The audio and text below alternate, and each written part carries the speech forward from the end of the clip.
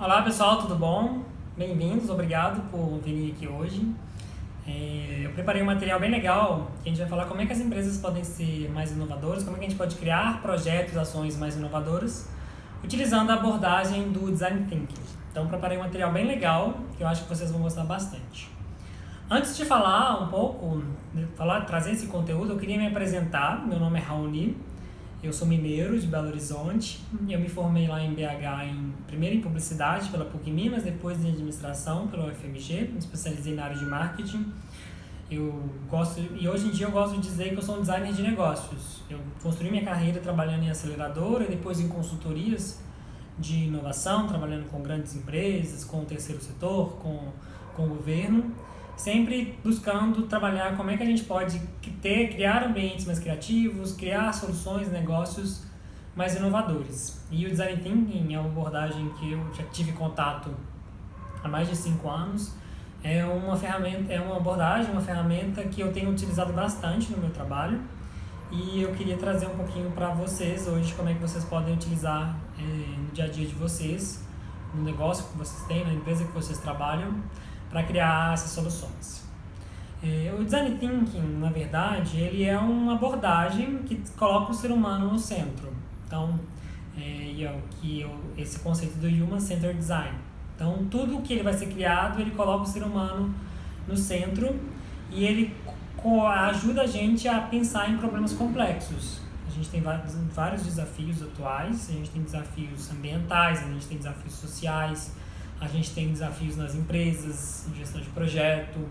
E o Design Thinking ele tem um olhar diferente para esses problemas, traz um pouco muito essa questão da visão sistêmica, que os problemas estão interligados, e ajuda a gente a pensar nessa era de transição, nessa era que a gente está com grandes mudanças, com a tecnologia aumentando cada vez mais exponencial, com os desafios de negócios cada vez maiores. A gente tem competidores entrando a todo momento, a gente tem hoje em dia as pessoas trabalhando mais multidisciplinarmente, então hoje a gente não tem essa linearidade de trabalho, essa linearidade de carreira, um mundo cada vez mais não linear e também muito conectado. A gente está entrando nessa que muitos autores falam que é a quarta revolução industrial, que afeta todas as indústrias.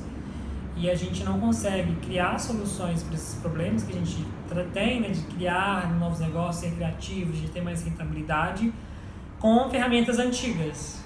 É uma frase que eu gosto muito que fala: velhos mapas não nos levam a novos caminhos.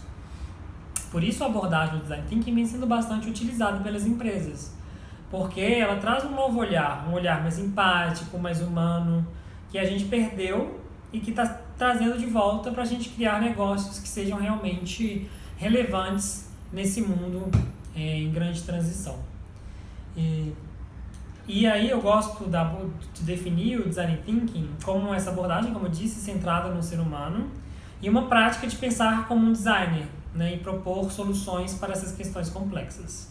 Quando eu falo pensar como designer, às vezes surge uma confusão, que é o conceito de design que a gente está acostumado, que é o design gráfico ou então o design de produto, mas o conceito de design evoluiu bastante ao longo do tempo e hoje a gente usa o design para recriar interações, processos e ressignificar ambientes e processos. Por isso que essa abordagem vem sendo utilizada como uma ferramenta de negócio, de criar projetos também.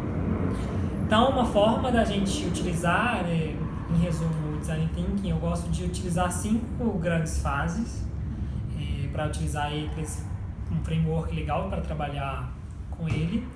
E a primeira fase é o entendimento, depois a redefinição, a ideação, a prototipação e a realização de testes. E esse framework, que é chamado de duplo diamante, ele é chamado de duplo diamante porque primeiro ele abre, depois ele fecha, depois ele abre de novo para depois fechar. Então o primeiro movimento de abrir é um movimento de entendimento, é onde eu vou entender o problema que eu estou lidando.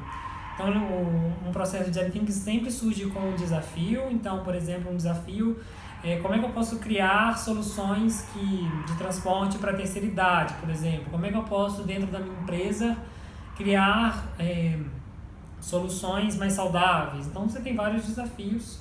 E aí você recebe esse problema, transforma ele em uma pergunta, que uma pergunta ela consegue abrir mais, em hipóteses. e você vai entender esse problema, você vai a campo, vai conversar com pessoas, aí você usa um pouquinho de abordagens etnográficas, você vai pesquisar o que já existe. Então, um momento de abrir, depois você fecha de novo, você redefine esse problema. Então, o problema pode ter chegado para você, a gente precisa criar uma nova linha de produtos saudáveis. E você pode ver que não, mas o nosso desafio é como incentivar as pessoas a fazerem mais esportes, por exemplo. Depende muito da indústria, estou dando aqui só um exemplo. Depois que você redefine esse problema, você parte para essa terceira fase, que é de ideação, que é o processo de você dar ideias de soluções. Então aqui novamente é um processo de abrir. Eu vou criar ideias e aí existem várias técnicas de brainstorming que podem ser utilizadas para gerar ideias, inovações que no futuro que vão ser prototipadas. Então a gente gera bastante ideia, depois a gente afunila, escolhe as melhores ideias e começa a prototipar. Então a gente fala que um protótipo bom é aquele que a gente consegue construir de forma rápida, né, e suja e barata. Então hoje em dia, com a tecnologia, por exemplo, eu que já trabalhei muito com startups, a gente consegue validar um produto criando, por exemplo, uma landing page, né, que é um site que eu crio e lá eu já consigo ver o interesse, já consigo receber feedbacks. Posso criar também um protótipo até no guardanapo, depende muito da indústria, mas eu recentemente trabalhei com um processo que a gente estava criando um negócio de faça você mesmo, em inglês do it yourself, que era uma luminária, a gente não tinha muita ideia de como aquilo poderia virar um negócio e a gente criou 20 kits, distribuiu para 20 pessoas, criamos um grupo no WhatsApp e fomos recebendo feedbacks, criando interações e a partir disso a gente conseguiu testar aquele produto, testar aquele negócio para um insight para uma segunda fase. E aí a gente resignificou bastante o que a gente pensava antes. E algumas dicas que ajudam a gente a pensar como designer durante esse processo, que eu falei rapidinho, é ter abertura, então sempre perguntar mais do que fazer mais perguntas, né, quando a gente está conversando com as pessoas, sempre ser uma pessoa questionadora, então ir sempre com a mente aberta, com o coração aberto, escutar, ir para lugares extremos, ouvir diferentes opiniões, se colocar no lugar das pessoas. A empatia é um dos pilares do design thinking, assim como a colaboração. Então, para colaborar também a gente precisa ter empatia, a gente precisa escutar o outro e se colocar nas pessoas ter essa visão do usuário, do cliente.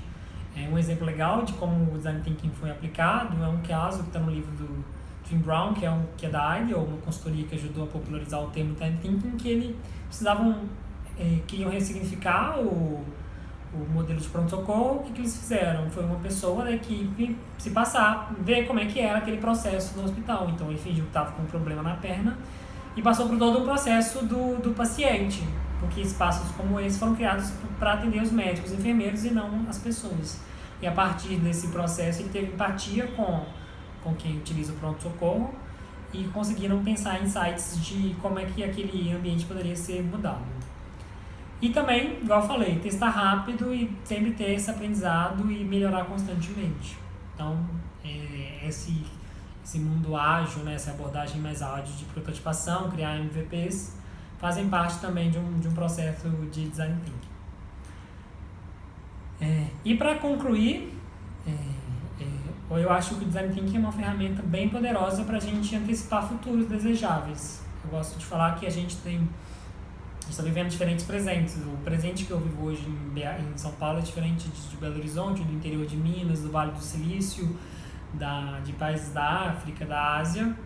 E a gente tem exemplos de futuros desejáveis. E o papel nosso, enquanto designer, utilizando uma abordagem de thinking, é trazer esse futuro que a gente deseja, né? A gente tem um futuro possível, um futuro desejável, e trazer o futuro desejável para mais perto da gente, acelerar um pouquinho esse processo e desenhar a mudança. Então, para isso, a gente vai precisar cada vez mais de pesquisar, de facilitações, de experimentação, de criar boas narrativas para esses projetos. Falei um pouquinho, trouxe o conceito, mas eu acredito muito que o design thinking ele precisa ser experimentado. Por isso eu trouxe um desafio aqui para vocês, que eu acho que é um desafio que muita gente está passando, eu acredito que vocês passem enquanto profissionais, ou enquanto líderes ou donos de empresas, que é a falta de engajamento no trabalho. Tem um dado de uma pesquisa da Gallup, que é uma consultoria americana, que 87% dos colaboradores estão praticamente 9 em cada 10 pessoas está desengajada no seu trabalho. E o exercício que eu quero que vocês façam é redefinir esse problema, o que está por trás disso, qual que é o real problema. São pessoas desconectadas do seu propósito, são estruturas cada vez mais hierárquicas, entender isso, fazer uma pesquisa, depois identificar ambientes que vocês possam ir, né, para poder trazer insights para esse problema, depois que vocês redefiniram, transformaram esse problema em uma pergunta aberta. E personagens, então imagino que empresas, instituições públicas, terceiro setor, líderes de empresas, funcionários, vão ser ambientes e personagens que vocês vão listar aí, e em seguida vocês vão construir perguntas guias para conversar com essas pessoas. E no momento que vocês conversarem, vocês vão ter um momento de reunir essas informações, de clusterizar e fazer um processo de ideação. Mas agora eu quero que vocês só redefinam o problema, identifiquem os ambientes e os personagens para a gente já ter essas perguntas guias para uma ida a campo. E na nossa próxima aula, a gente vai trazer esses insumos e começar a pensar em ideias, soluções que possam agir nesse problema tão complexo que eu acredito que vocês tenham vivenciado. Bom, o que eu tinha para hoje é isso, espero que vocês tenham gostado. Se qualquer dúvida, estou à disposição, vocês podem conversar comigo, me mandar um e-mail. E até já. Obrigado.